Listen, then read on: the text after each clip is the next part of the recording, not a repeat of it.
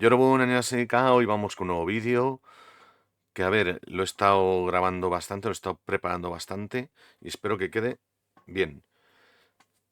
Voy a hablar sobre la llegada del catolicismo a Corea, que en primer lugar llegó a Asia sobre todo por mano de los españoles, portugueses y franceses, y quienes ejecutaron la cuestión fueron los franciscanos y los jesuitas, sobre todo los jesuitas.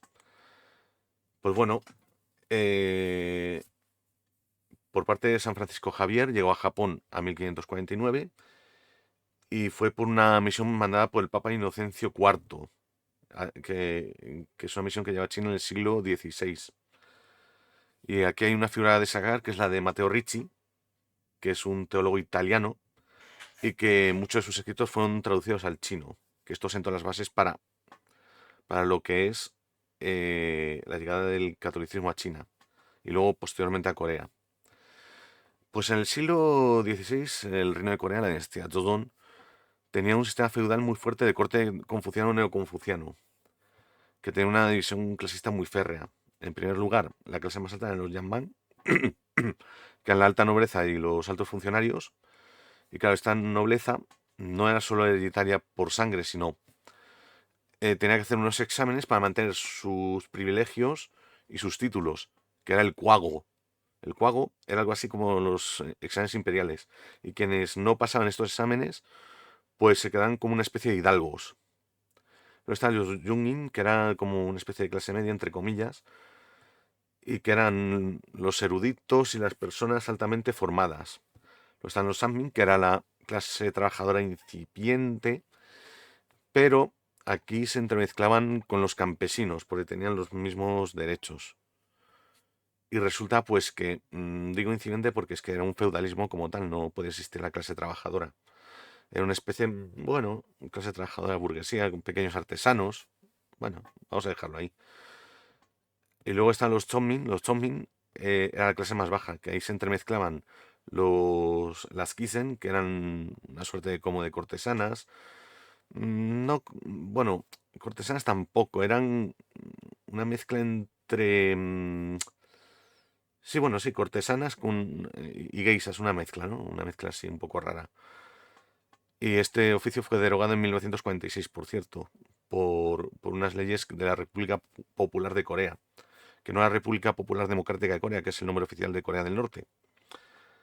Y fue ratificado por la propia RPC en 1948. Luego están los Nobi, que eran los esclavos como tal, y los Bekton, que eran los carniceros y matarifes. Todas estas personas no tenían ningún derecho, de hecho había compraventa de estas personas, vaya. Luego, al ser un estado tributario de China, del Imperio Chino, en este caso no era el Imperio China, aún no había llegado, era a China Ming. Corea ya empezaba a conocérsele como el reino ermitaño, pues están ya hartos de pagar tributo y de otras muchas cosas, ¿no? Porque siempre había sido invadido, que si por los mongoles, por los chinos, bueno, están ya hartos. Y resulta pues que en el año 1601 tenían que ir a pagar tributo al emperador chino. Y luego de vuelta a Corea, en varias expediciones, pues se llegaron consigo como 60 catecismos, entre ellos el del verdadero significado del Señor del Cielo, que en coreano es Chonju Sine.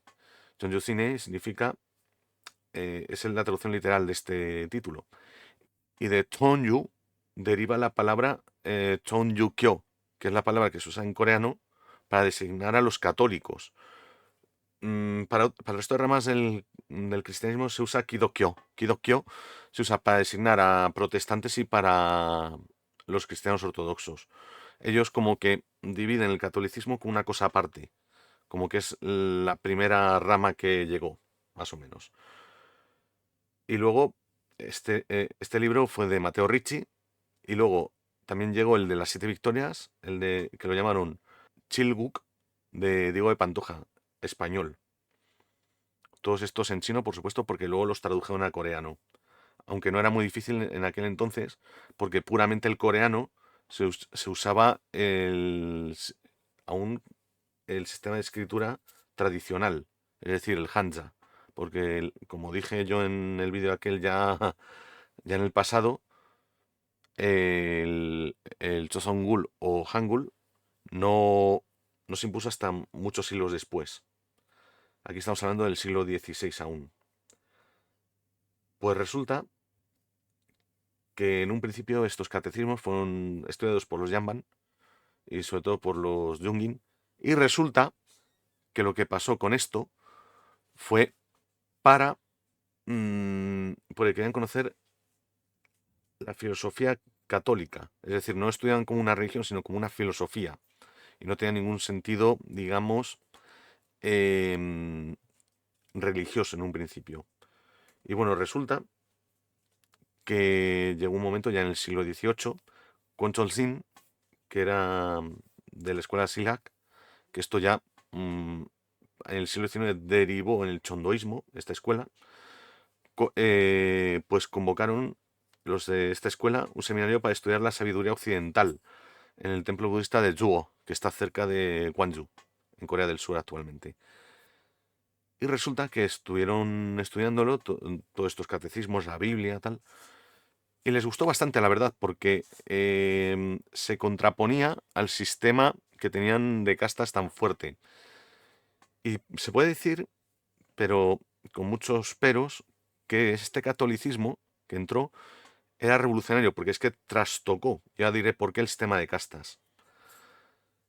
Resulta que el catolicismo que llegó no fue el catolicismo que aquí conocemos, que es el que se impuso desde la corte, que se impuso por imperios, no, allí entró de manera natural y es que todos hermanos y todo bien, básicamente, ¿no?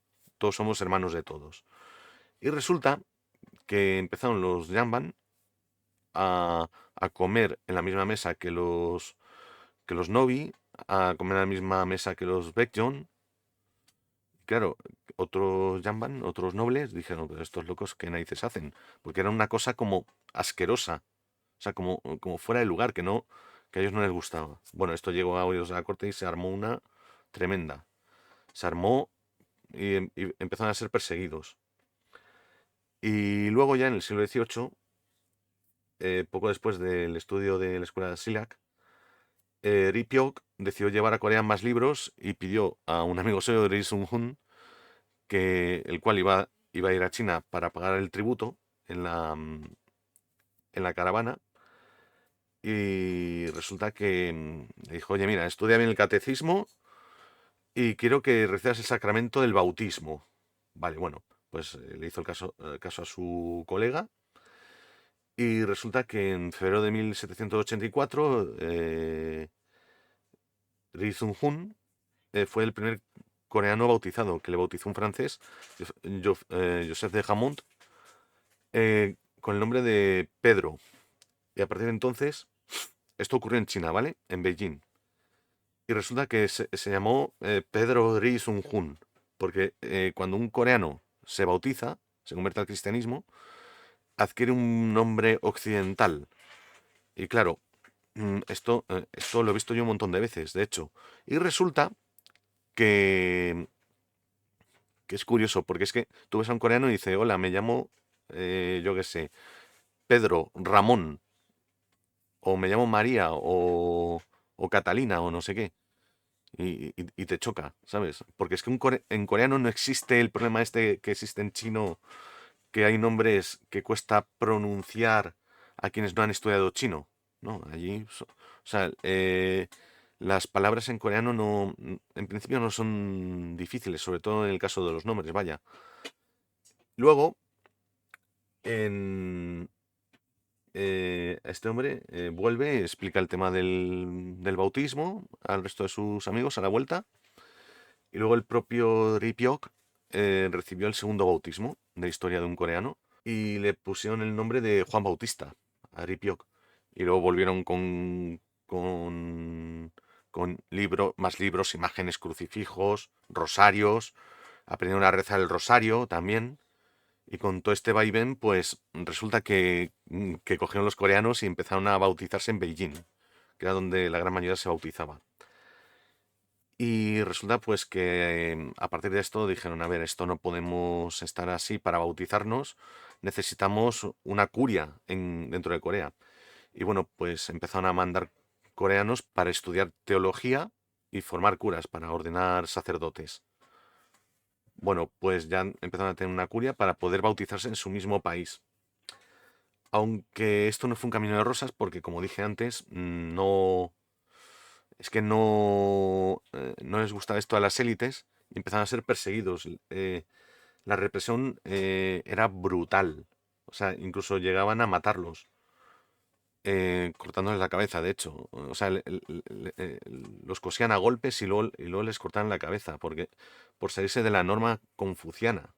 Hubieron tres persecuciones grandísimas, una en 1839, otra en 1846 y otra en 1866. Y luego ya se aceptó el catolicismo como ya como que estuviese ahí y que funcionase, ¿no? De alguna manera. También por una pequeña apertura que tuvo Corea ya en el siglo XIX, a finales del siglo XIX, ya con ciertas reformas que hubieron y tal, pero bueno, esto no es el cometido de este vídeo. Y resulta que, a ver, existió la Iglesia Católica, pero luego las otras ramas también ya entraron. La rama protestante entró por parte de los estadounidenses cuando ya tuvieron los primeros contactos con el Reino de Corea. Y luego, bueno, con la evolución de Corea del Sur, pues entraron más ramas. Sin embargo, en la RPDC no entraron más ramas por la simple razón de que no se permitió directamente. Porque está escrito en un artículo de la Constitución de la RPDC que no se usarán las religiones como entrada de políticas eh, antiestado. Es decir, ellos no quieren que entren sectas nuevas raras ni religiones extrañas para evitar que formen un contrapoder. Sin embargo, permiten estar a las religiones que ya existían en Corea previamente. Por ejemplo, están los católicos, que tienen su propia asociación de católicos, y luego también que de hecho esta asociación de católicos imprime Biblias, está totalmente permitido. En la postproducción pondré por aquí una foto de una Biblia que he visto, ¿no? Que está subida a internet. Y de hecho tienen sus iglesias, tienen sus sitios de rezo, tienen sus catequesis y tienen todo.